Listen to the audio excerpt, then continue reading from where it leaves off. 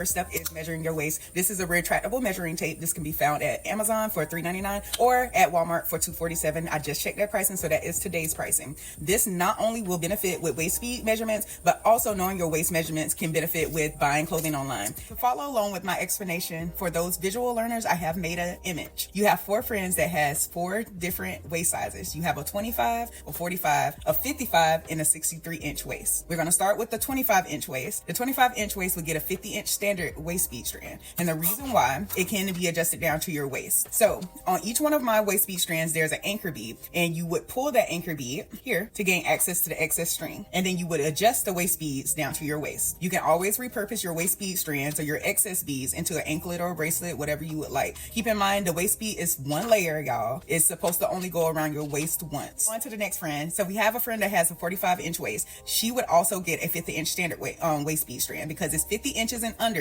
that can fit a 50-inch strand. So for your more petite ladies, maybe someone who has babies who they're trying to adorn or so, you would still get a 50-inch strand. Now on to some of my plus size ladies. 50 inches and above would be your 60-inch strand. So the third friend, she has a 55-inch waist. So instead of getting a 50-inch standard, because she would not be able to fit that strand, she would get a 60-inch extended and adjust it down to your waist. Once again, the excess beads can be repurposed however you would like, but in order for her to fit that around her waist, she cannot get a 50-inch standard strand because it would not fully go around her waist. She has to get the 60-inch extended. And then we have the fourth friend. She has a 63-inch waist, so she would select 60-inch extended, and in the dialog box, you would input your inches that you measured at. There is no additional cost for it. However, if it exceeds 65 inches, there is a one-time verification process. That FAQ is in beautifulvibes.com.